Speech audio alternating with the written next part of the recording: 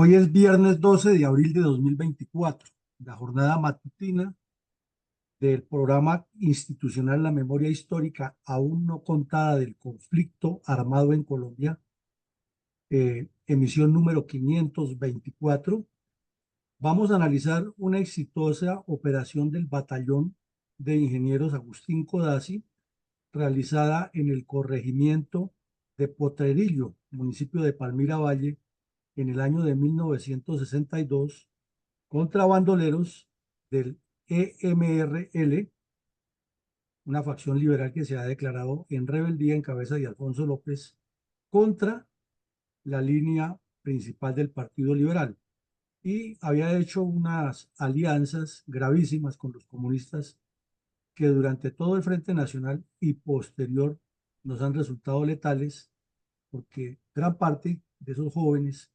que han sido integrados a las filas de MRL terminaron formando distintas guerrillas comunistas o haciendo parte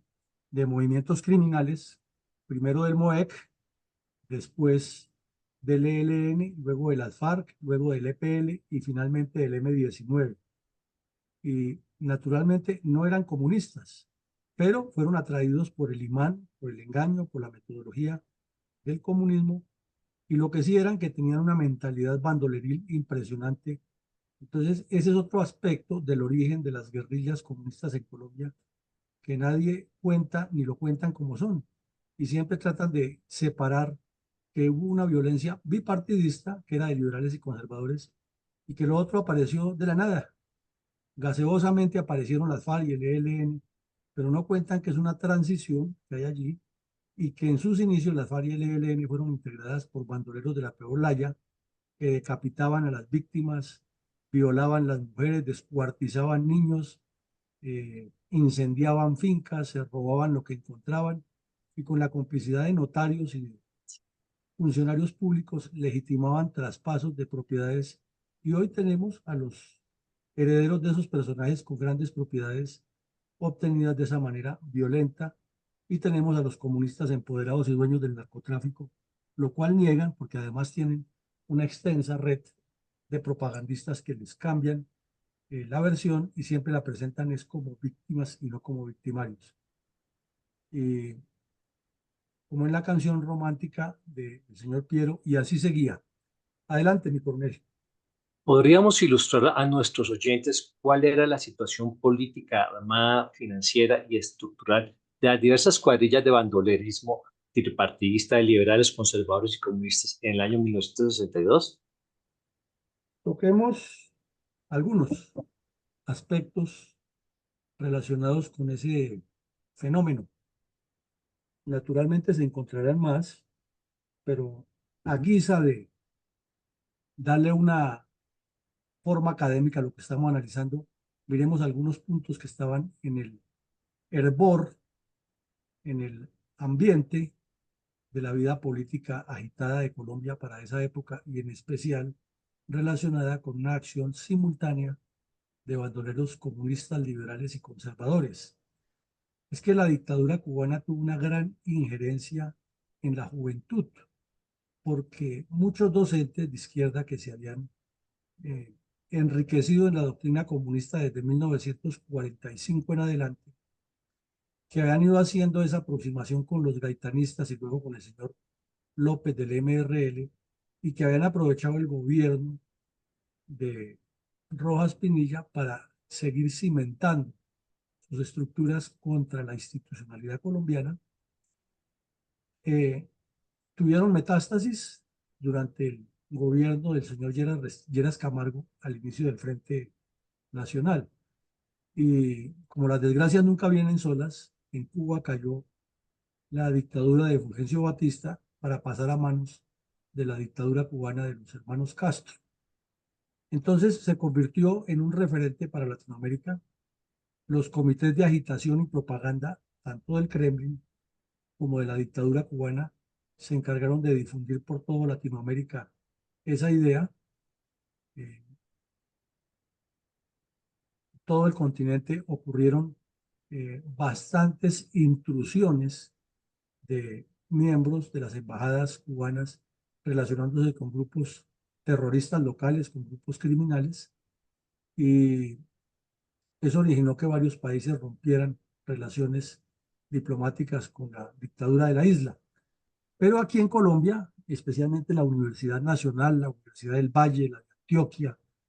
la del Atlántico, la Pedagógica, eran universidades del pueblo, como se decía en esa época, y lo siguen diciendo los muy conocidos como mamertos, fueron infiltradas por células de estos grupos y sobre todo por docentes que, alebrestados por la revuelta cubana, inducían a los jóvenes a salir a hacer protestas y además de eso a unirse a las actividades clandestinas que realizaban el Partido Comunista, especialmente la Juventud Comunista, dirigido por el que fue compañero sentimental muchos años de la señora Clara López, el señor Carlos Romero, y por otros bandidos del Partido Comunista que jugaban a las dos cartas de estar en la legalidad y al mismo tiempo en la ilegalidad. Entonces la dictadura cubana tiene una influencia grande. Y como por la época inició el plan muy conocido por todos de la Alianza para el Progreso que había iniciado el presidente Kennedy, pues había otro argumento ya más sólido para venderle la idea a los jóvenes, era que la Alianza para el Progreso no pretendía la reconstrucción de Latinoamérica al estilo de Europa, sino que lo que buscaba era meter la CIA y meter a los yanquis y la dictadura y el capitalismo salvaje y el pueblo necesita quedarse con sus recursos y toda esa teoría que hay. Y con una dirigencia política corrupta y descompuesta como la que hemos tenido, incapaz de dar respuesta adecuada a esa, entonces terminó la violencia desaforada de esa manera. En segunda medida, si en el año 60, como lo hemos estudiado aquí, las elecciones estaban tensas, esta sí que era cierto. Entonces ya habíamos dicho varias veces que hubo contubernios, que hubo turbulencia y truculencia, las dos palabras, por parte de ambos partidos, y aquí se exacerbaron las pasiones banderizas de una manera desesperada. El gobierno del señor Lleras Camargo llegaba al final sin pena ni gloria, pero tenían que seguir vendiendo la idea, liberales y conservadores, que nada de regresar a un gobierno militar era lo que el pueblo clamaba a gritos, porque la experiencia que ha dejado Rojas de la transformación del país no la habían hecho estos personajes, y porque zonas cafeteras, que era el epicentro de la agricultura principal y de los ingresos más altos para el país, o sea, donde estaba la riqueza, dicho de otra manera, eran las más afectadas por esa violencia y por expropiación de fincas. Y la gente clamaba que apareciera el ejército para que los dejaran vivir en paz y no los asesinaran, porque esos asesinatos lo que hacían era servir de caldo de cultivo para nuevas violencias, y entonces ocurrían masacres como las que ya hemos visto y la que vamos a ver la semana entrante, ocurrida en el departamento del Valle, en el municipio de Toro, cuando el señor Salpazo, que era liberal, pero que le jalaba todo lo que le ofrecían, asesinó 28 personas el mismo día que en Versalles Valle el ejército daba de baja a 12 bandoleros de otra cuadrilla, y al mismo tiempo que caía otro bandido que le decían el Capitán Terror, que estaba detenido en Popayán, y otro que le decían el Capitán Triunfo, que cayó en otro combate. Todo ocurrió el mismo día. Y ese mismo día estaban los directorios políticos de los dos partidos en el Tolima,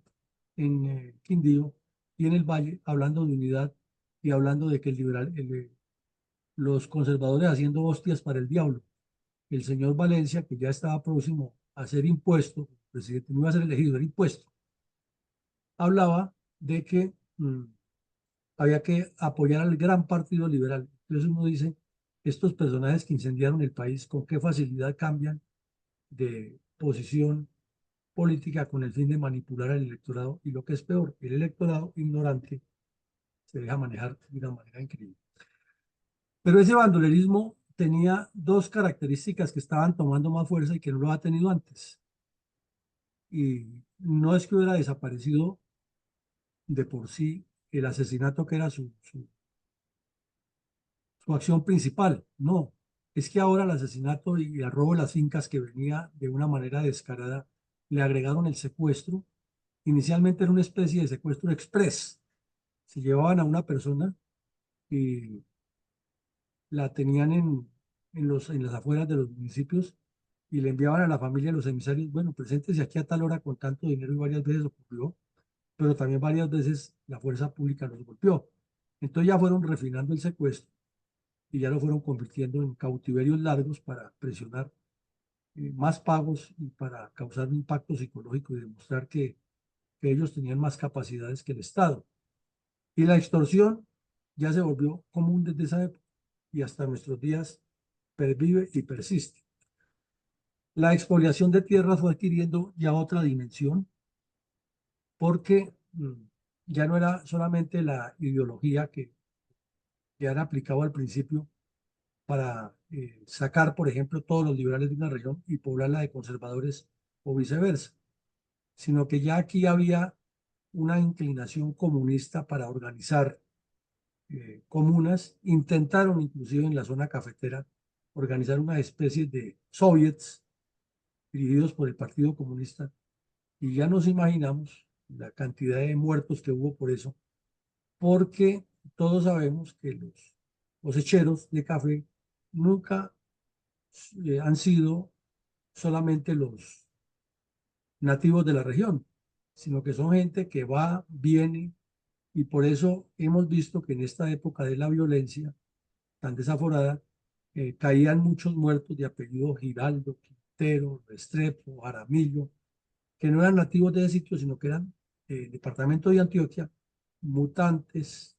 transeúntes, transhumantes, que iban de finca en finca trabajando, y por eso no había ninguna seguridad social, como sigue casi siempre ocurriendo, no había contratación. Es más, mucha de esa gente vivía y moría en esas zonas y jamás se sabía ni cómo se llamaba, como suele ocurrir con inmigrantes mexicanos y centroamericanos en Estados Unidos, que viven ahí, nadie sabe ni cómo se llaman, tampoco les preguntan, trabajan, a veces mueren en accidentes, mueren reyertas, y eso pasaba con esa gente, nadie los identificaba y eran NN. Y como no estaba tampoco desarrollado el sistema de identificación, ni había una entidad que buscara desaparecidos, fue mucha la gente que murió o que se fueron para las guerrillas y los mataron los mismos guerrilleros, o que los mataron en combate, o que se suicidaron inclusive. Es una historia larga que aún está por contarse. Apareció también otro fenómeno, que las redes urbanas de bandoleros ya no estaban solamente en Bogotá, Medellín, Cali, donde el Partido Comunista los apoyaba abiertamente,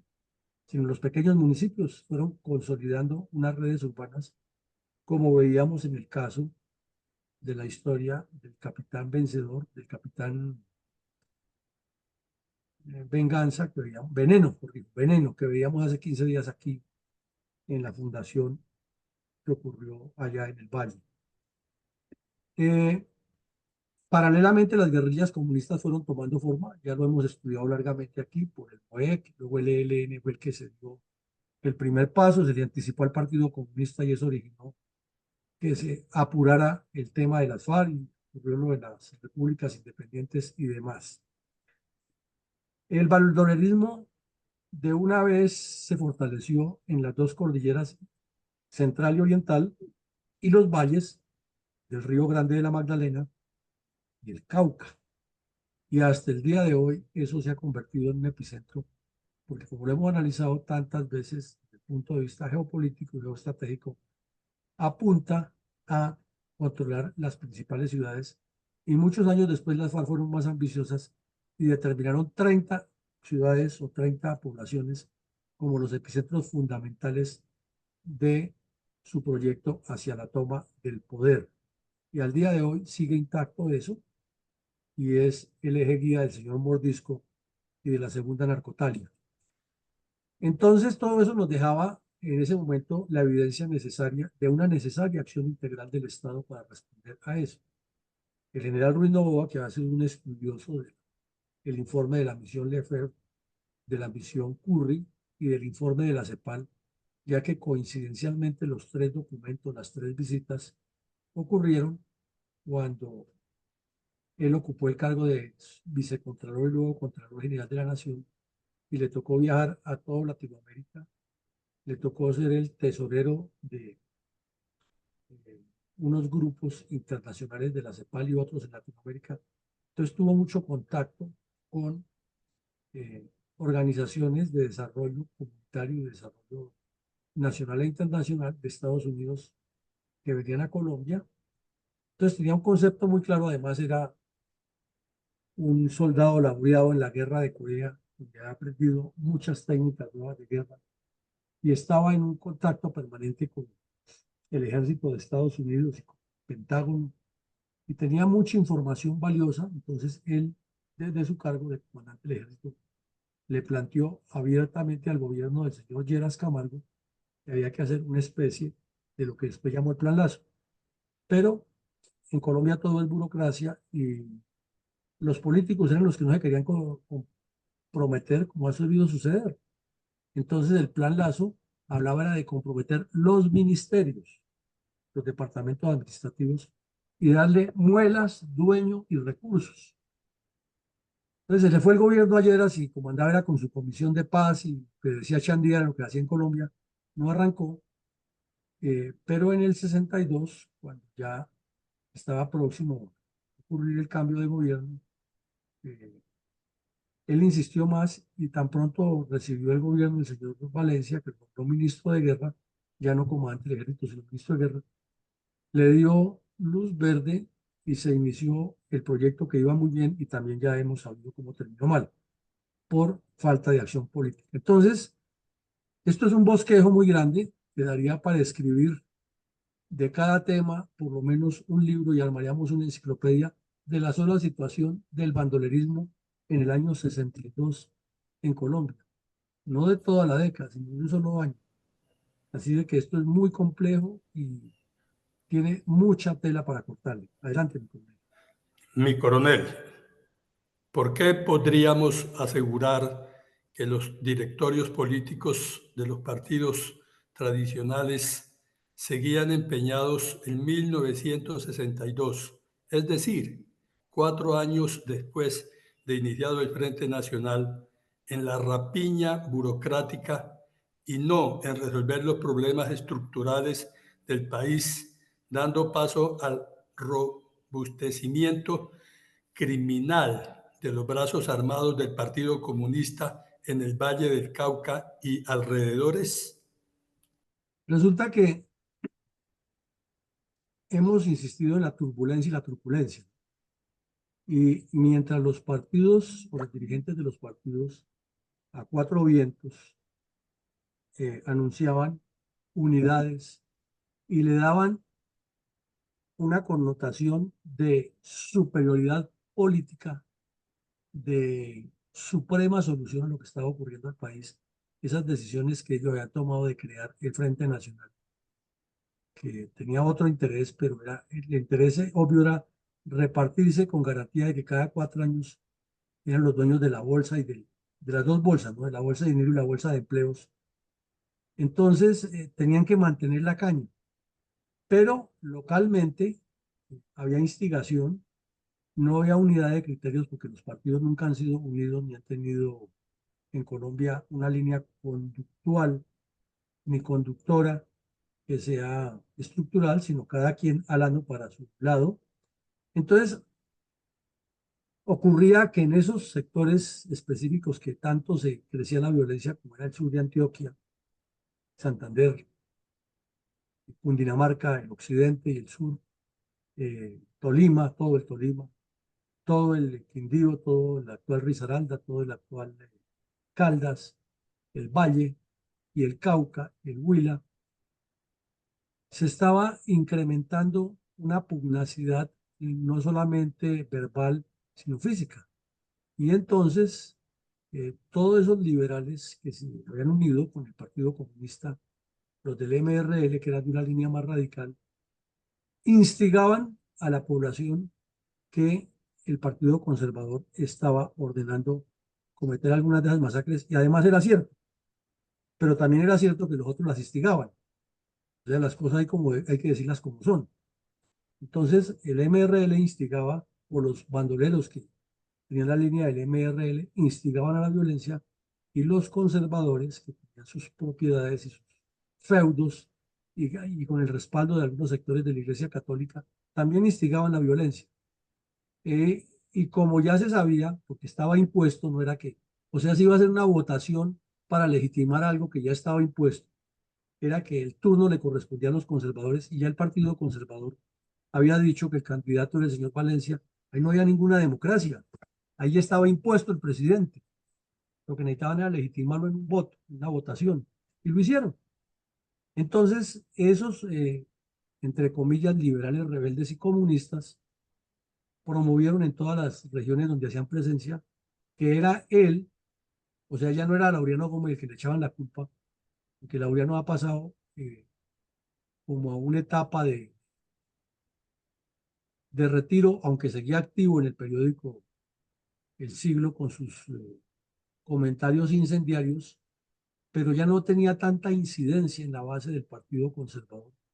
Tenía algunos laurianistas, porque eso sí ha sido siempre en el partido, hay alguna línea que sigue el pensamiento laureano, pero no tenían tanta fuerza en este evento. Entonces inmediatamente el foco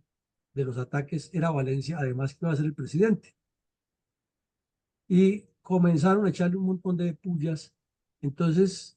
el directorio liberal del Valle, dentro del que había personas que instigaban eso, por eso hablamos de la truculencia y la turbulencia,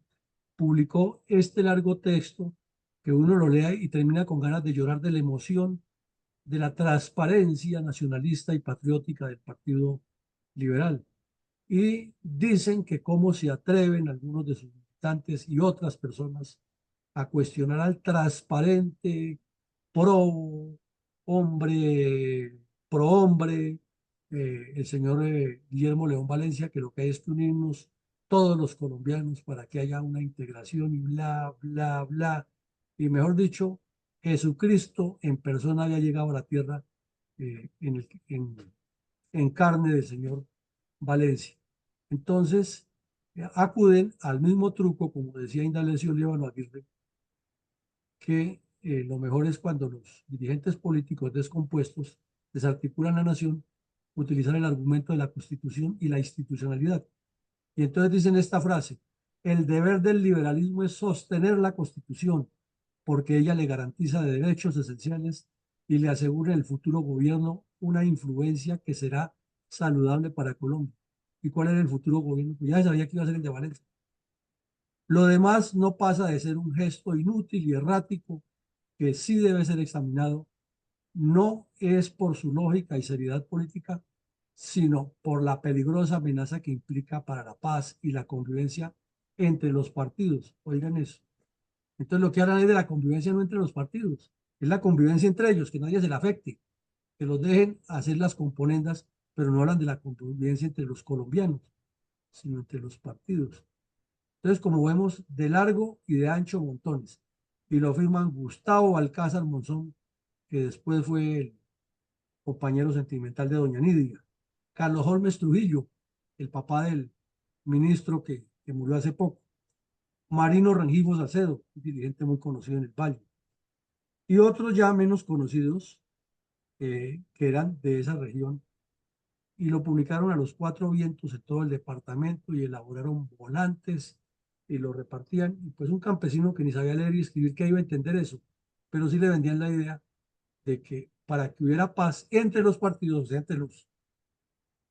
que los jefes no tuvieran ninguna contradicción, entonces que los campesinos tenían que votar por el señor Valencia, y todo bien, dijo el pibe. Adelante, mi coronel. Mi coronel, ¿cómo se explica que mientras los dos partidos tradicionales hacían alianzas en los departamentos de Tolima, Valle y Quindío, donde la violencia tripartidista estaba desaforada en 1962, los bandoleros comunistas del sur de Tolima asesinaron a Gerardo Loaiza, liberal anticomunista, contradictoriamente familiar del bandolero comunista Pedro Antonio Marín, alias Tiro Fijo? Es que ya vimos que esa violencia se comenzó a desaforar con las cuatro republiquetas independientes que le había cedido Lleras Camargo a los liberales, y que dentro de una de esas liberales estaba metido el tal Vencedor, y ahí movía tiro fijo. y que la muerte de Charro Negro desató todo un problema de violencia. Entonces, obviamente en la mira y la de Vencedor, ¿no? Vemos que el tal Vencedor intentó asesinar por la espalda a un teniente y el sargento que estaba fuera de seguridad entró y lo dio de baja 3 y dejó herido al tal Vencedor y después apareció muerto aquí en Bogotá. Y luego desató la guerra entre Mariachi y lo que quedaba de Charro Negro. Todavía que buscarse entre ellos para matarlos y como el Partido Comunista ya tenía su proyecto de tomarse el poder y controlar esa zona, él mismo tiró fijo y mandó a asesinar al tío, al que lo ha vuelto guerrillero pero liberal y que no se ha pasado por el comunismo, que era Gerardo Loaiza, al que le decían general Peligro, ya más conocido, y lo asesinaron. Entonces estamos en plena campaña presidencial del año 62. Faltan un mes para votar y 4 o 5 meses para que se posicione el nuevo presidente y es asesinado el señor Gerardo Loaiza en el sur del Tolima. Entonces, la solución de los dos partidos, liberal y conservador, sin eh, poner los puntos sobre las IES y hacer las denuncias que correspondía contra los comunistas, se quedan callados y dan a entender, bueno, más o menos allá, eso el sur del Tolima ya no tiene fuerza, ya el señor Echandía no está perdiendo la fuerza que tanto había tenido inicialmente cuando montó todo ese programa eh, estrambótico del comando del Tolima y el viaje de Lleras Camargo, pues terminó en la muerte de Peligro, o sea, todos los que él les había dado tierra se mataron entre ellos o murieron y el comunismo quedó amo y señor del sur del Tolima. Entre tanto, en el resto del departamento que estaba encharcado en sangre por las pandillas de Desquite, de Chispa, Sangre Negra, Tarzán, Alma Negra, un poco de Mariposo, un poco de bandidos con unos alias pintorescos. Entonces ellos lo que hicieron fue reunirse y con una comisión de señoras que han creado para darle la importancia a la mujer tolimense en la vida nacional, organizaron unos comités que sacaron de una vez sin ningún estudio profundo, programático, ni proyectos de Estado para que se crearan en el gobierno, sino solo de apoyo, que el Partido Liberal del Tolima y el Conservador se han unido y estaban listos para apoyar al ilustrísimo doctor Valencia, que llegó a Ibagué como los toreros triunfantes en la plaza cuando cortan rabo, orejas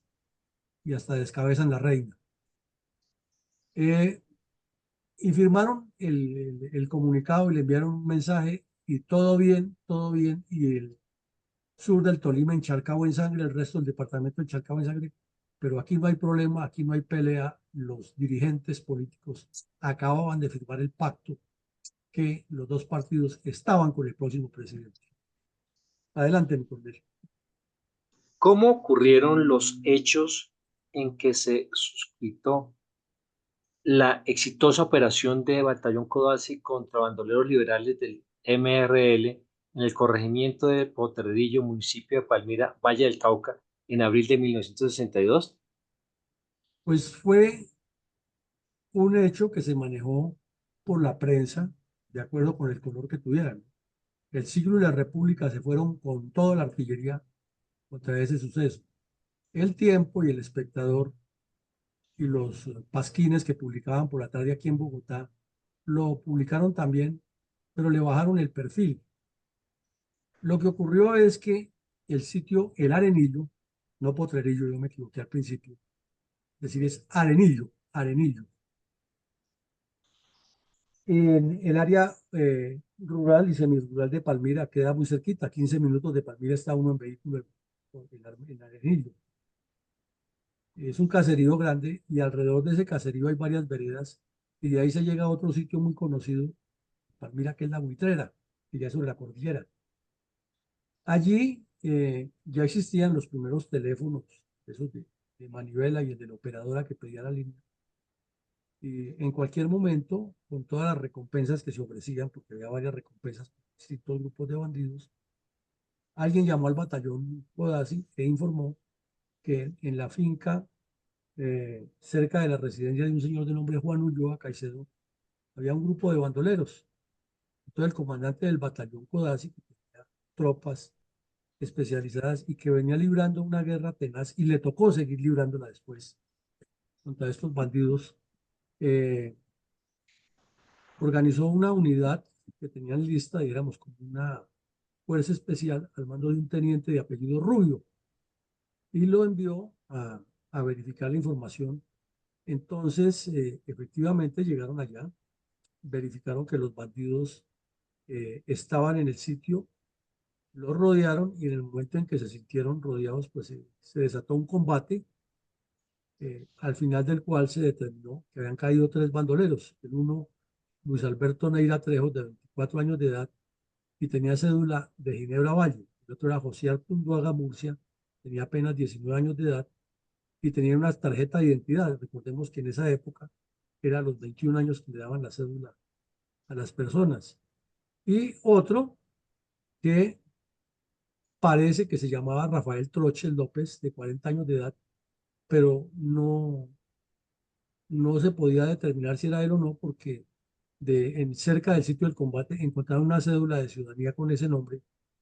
y como la registraduría no tenía unos sistemas tan avanzados como los de hoy, ahí quedó la duda, pero el muerto quedó ahí, con su arma y lo que tenía.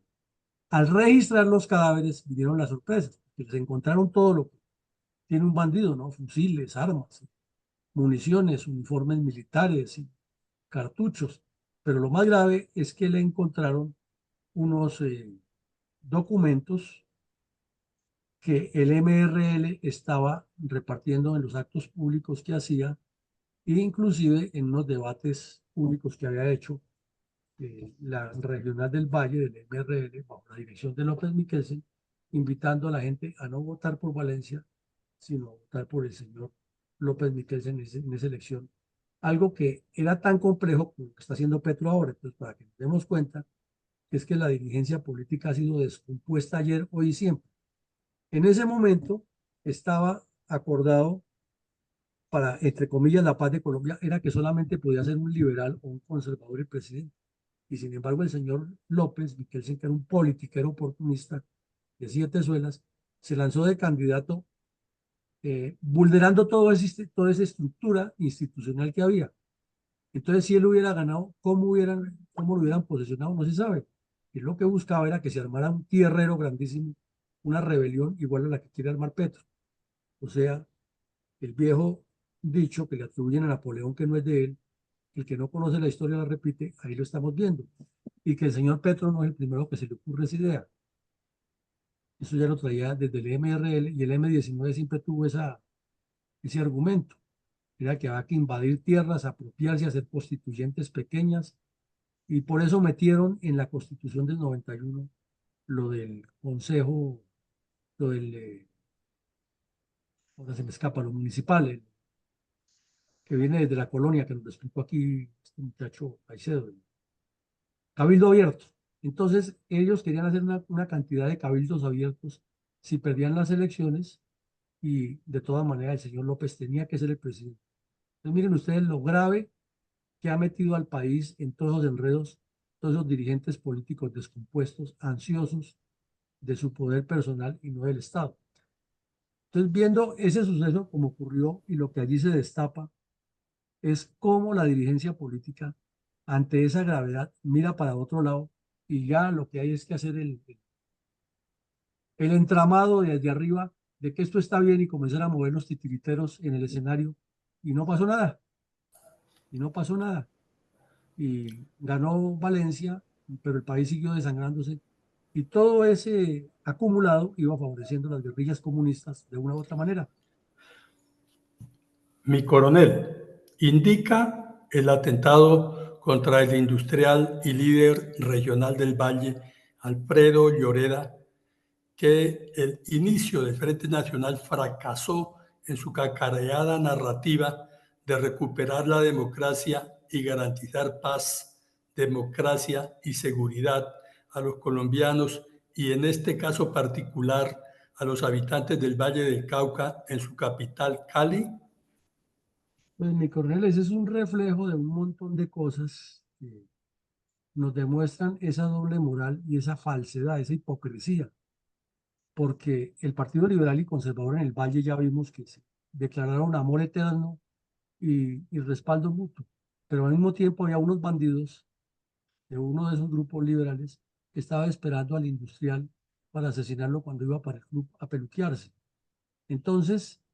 ese era como la truculencia y la turbulencia de mentirle abiertamente al público, de mentirse entre ellos, pero por debajo de la mesa sigamos instigando a la violencia y descomponiendo el país. Esa explicación nos la da eso. Y ocurre el mismo día en que estaban cayendo los 3 bandidos en Palmira. O sea que si lo miramos en perspectiva o desde planta, como si estuviéramos haciendo un ejercicio de geometría descriptiva, lo único que nos queda claro aquí es que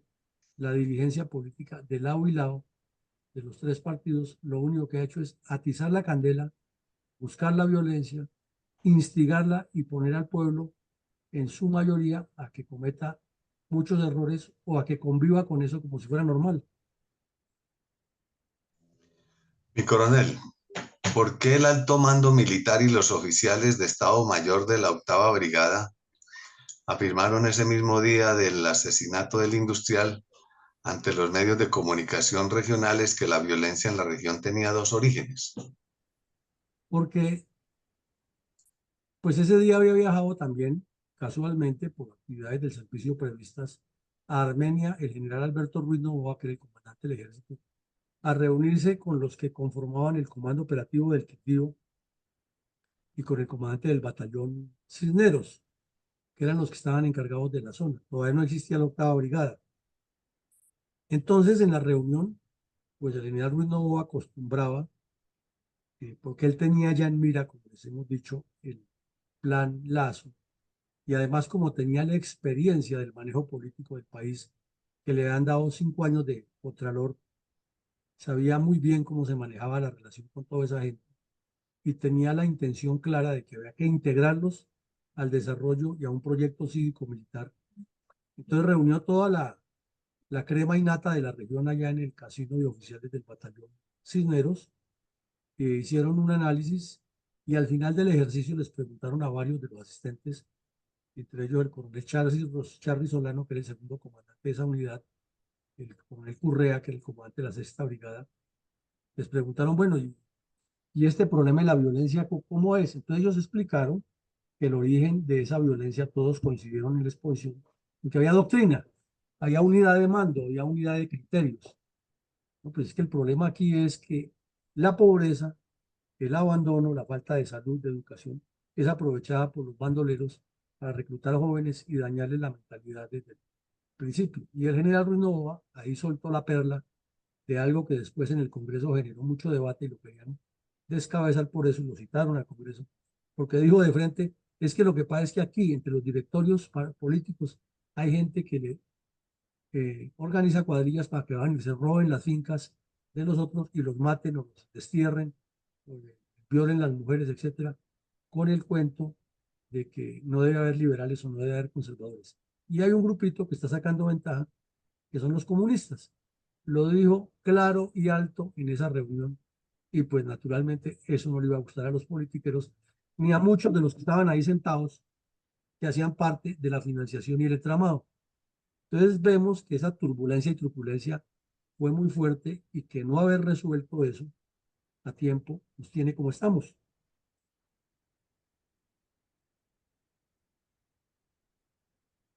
Adelante, mi coronel.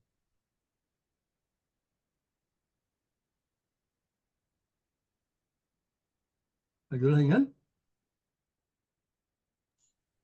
Mi coronel, 40 años después de estos hechos, las FARC secuestraron a un particular y a un suboficial del ejército en la misma zona. ¿Qué lectura tiene para la realidad del conflicto armado que estos hechos sucedan con tanta frecuencia en diversas regiones del país? La lectura es complicada, es compleja y siempre tenemos que apuntarle a un solo sector porque es que para resolver un problema hay que ir al origen del problema, al foco del problema, al epicentro del problema,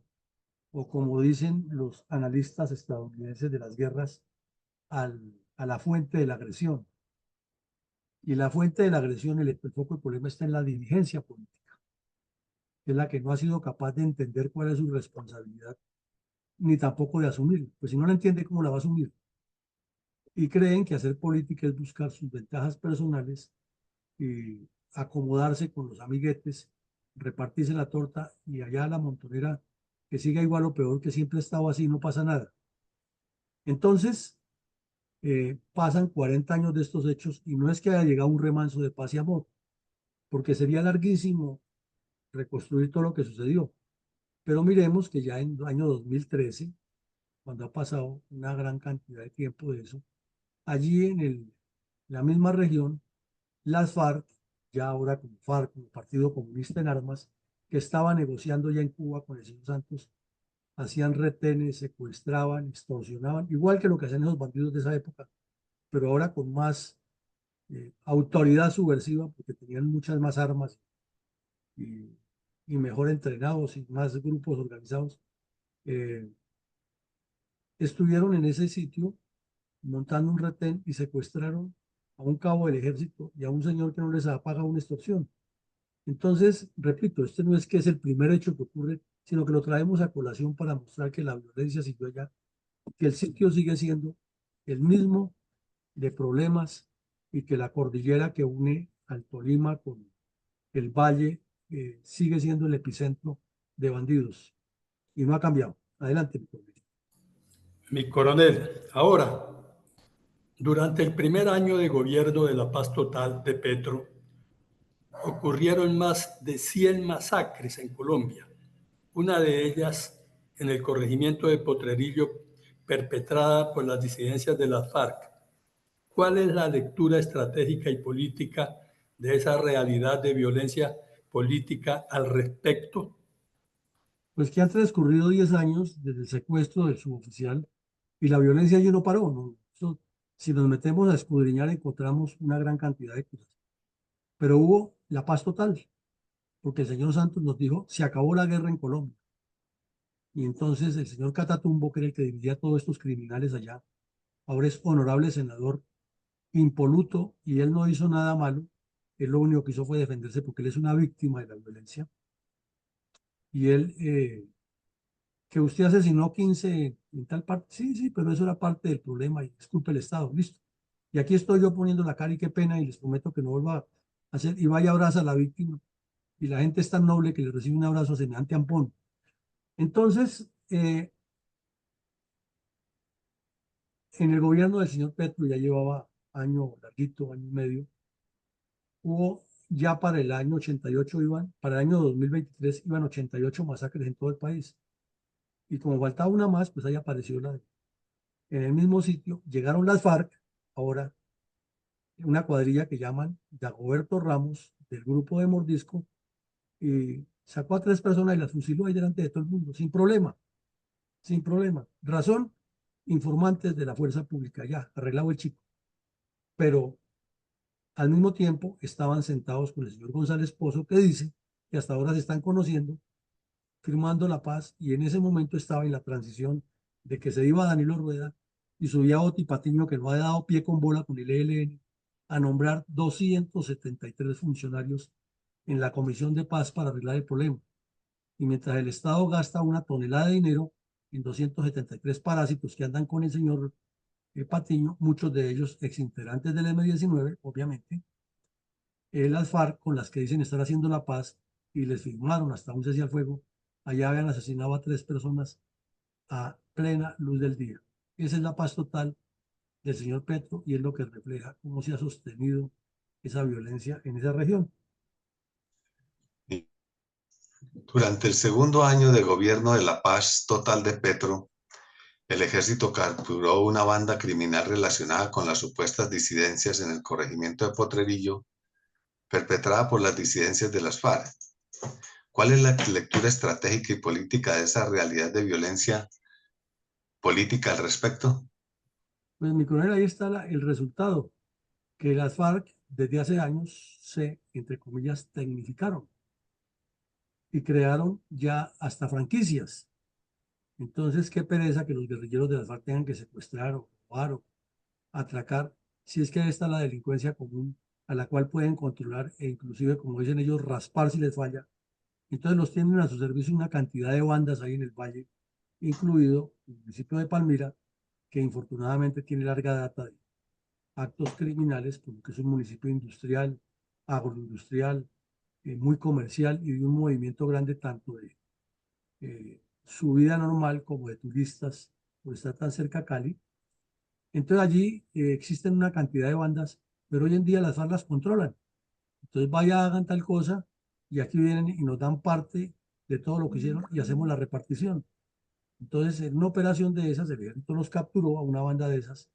y obviamente había que guardarle la espalda al señor Petro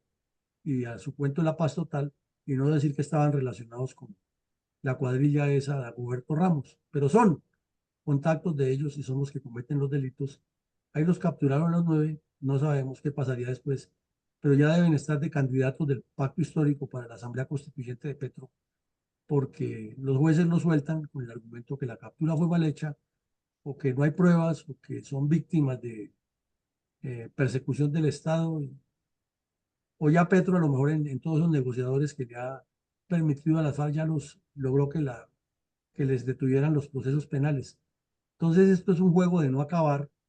y hay una responsabilidad compartida de diversos sectores de la política en el mal manejo de la política. Mi coronel, la pregunta del millón. ¿Trajo el pacto farsante alguna paz a los habitantes del departamento del Valle del Cauca y a los miembros de las fuerzas militares y de policía? Mi coronel, la respuesta tajante es no. Y vemos que después de todo este show, después de que ocurren todas estas cosas y muchas más,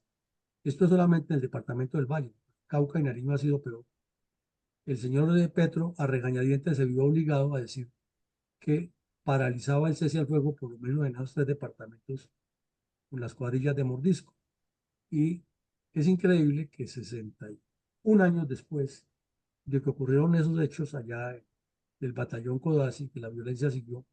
la misma región, los mismos sectores, los mismos sitios estén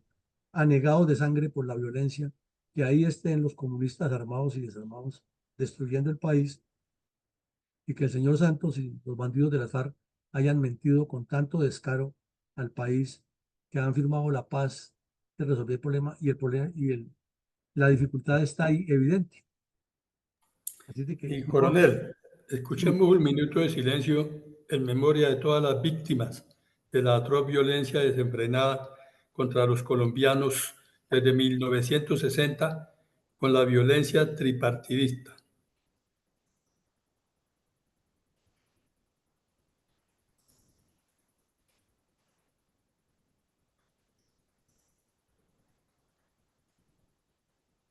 No hay sonido, mi coronel.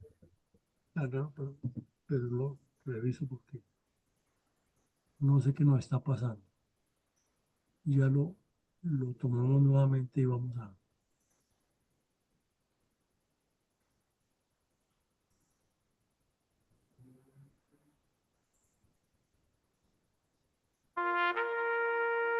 Okay.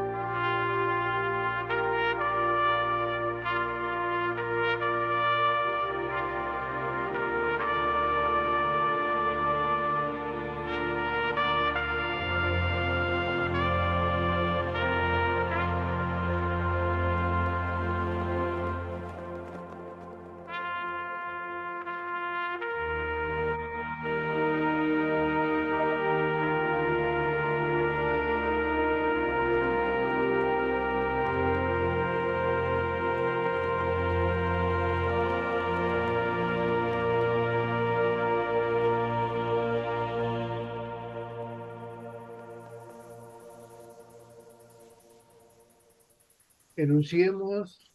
algunas reflexiones de orden político-estratégico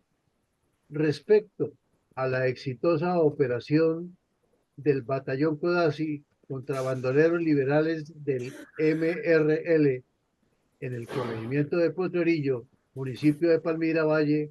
del Cauca, en abril de 1962. Entonces, mi coronel, esto,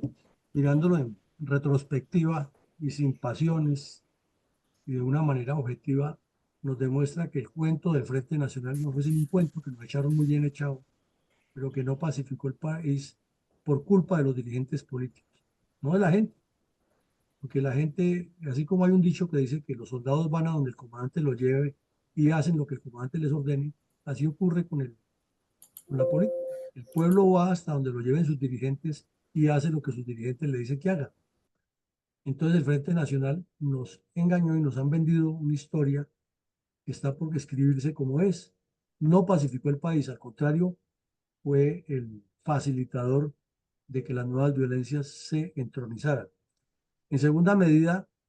esa enorme responsabilidad del Partido Comunista y de los sectores, entre comillas, rebeldes del Partido Liberal, en que la violencia se enfocara por nuevos rumbos y terminara en el narcoterrorismo, tampoco se ha escrito. Y todo eso es coligado con el desarrollo del Frente Nacional. Pero a eso sumémosle que son los dos partidos tradicionales más el comunismo los que por su doble moral de hablar de paz y de la unidad y siempre haciendo esas componendas por encima de todo el mundo y engatusando la población con mensajes falsos y con engañifas, pues nos han llevado a que la violencia persista como una forma de cultura o de subcultura negativa dentro de nuestro entorno social, político y económico en el país. De igual manera es inaceptable esa laxitud judicial y política frente a los terroristas, porque es que la laxitud es de los dos campos. Y desafortunadamente lo judicial, como depende de las decisiones políticas, los cambios de leyes, los acuerdos que se hagan en el Congreso, entonces siempre esos grupos armados, esos grupos de poder clandestinos que utilizan medios truculentos, se ubican en el Congreso y son los que terminan legislando no con los colombianos ni para los colombianos, sino contra los colombianos. Y terminan favoreciendo siempre con medidas políticas y judiciales a los terroristas.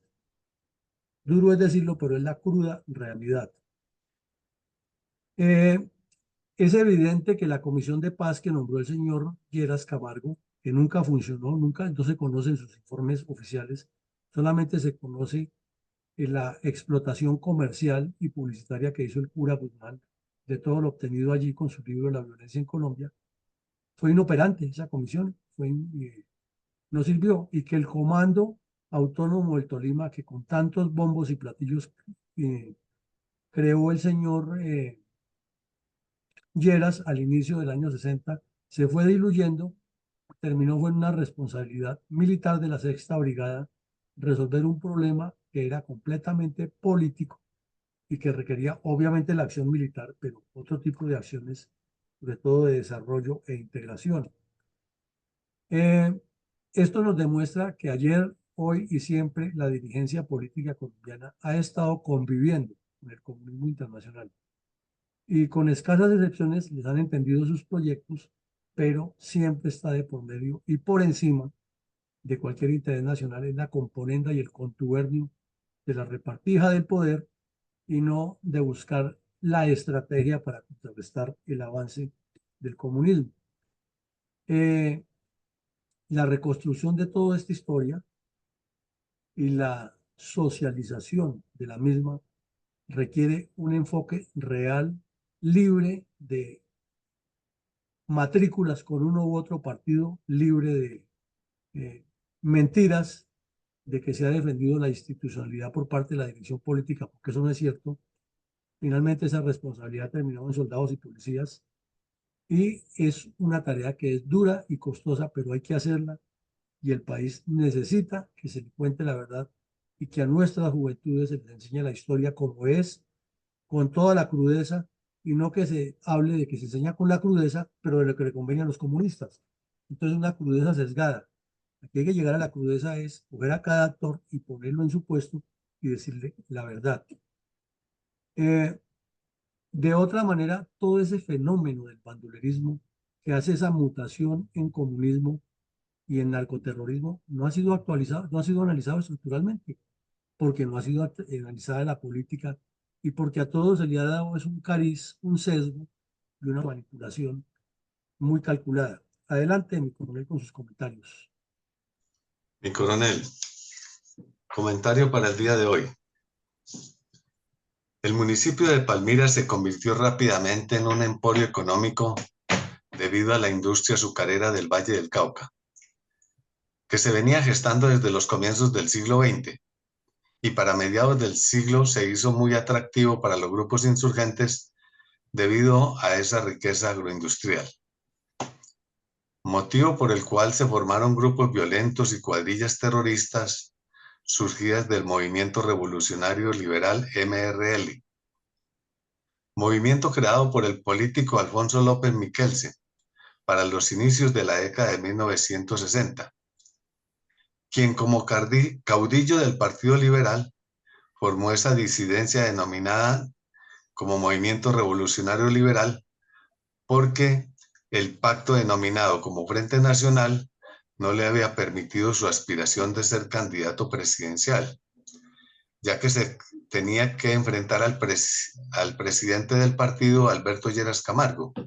y quien tenía toda la favorabilidad de los liberales. Dentro de la ideología del MRL se fueron adoctrinando los cabecillas que después también desertaron de ese movimiento para crear otros grupos terroristas, como lo fueron las FARC, el ELN y el EPL básicamente. Estos nuevos grupos terroristas dieron continuidad a la cruenta violencia política bipartidista que había acontecido entre liberales y conservadores en la década de 1950, para convertirse en una confrontación ya tripartidista con el ingreso del Partido Comunista. Violencia que supuestamente se había terminado con el gobierno del general Alfonso Rojas Pinilla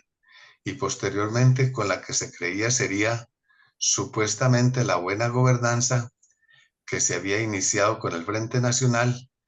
encabezado por Alberto Lleras Camargo. Y el corregimiento de Potrerillo del municipio de Palmira fue donde se reagruparon los más beligerantes cuadrillas de esa disidencia del Partido Liberal en el Valle del Cauca, propiciada por Alfonso López. Otro de los motivos por el cual esa región fue preferida fue debido a la proximidad a la ciudad de Cali, en donde se venían también adelantando mucha actividad de adoctrinamiento comunista en los colegios jesuitas de educación media y especialmente en la Universidad del Valle, en donde encontraron en sus facultades de humanidades no solo apoyo ideológico, sino también logístico, así como muchos simpatizantes del socialismo. Por este motivo, el batallón Codazzi, asentado en ese municipio oriental del Valle del Cauca, realizó la exitosa operación antiinsurgente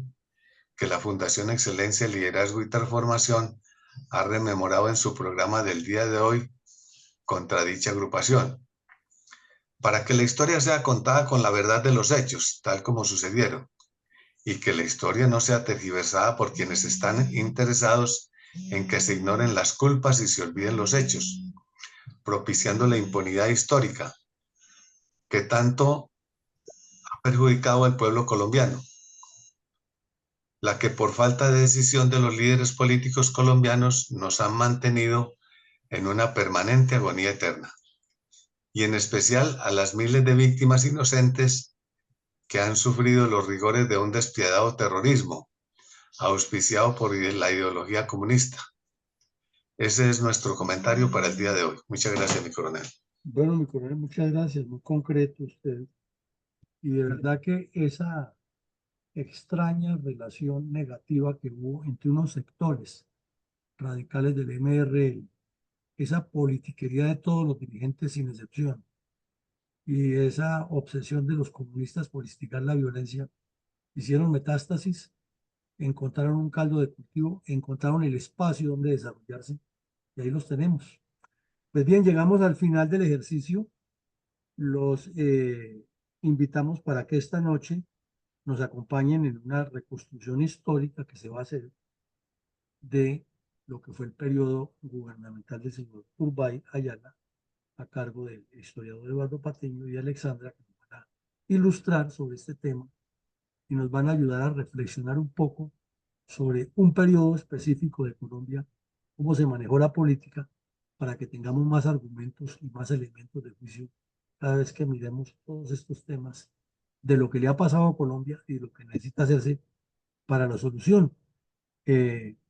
Así de que bienvenidos todos y esta noche los esperamos tanto en la sala virtual como en las redes sociales. Es un tema muy interesante. Y el lunes continuaremos con la memoria histórica aún no contada del conflicto armado en Colombia. Muchísimas gracias a todos por su asistencia y les deseamos un feliz día a todos.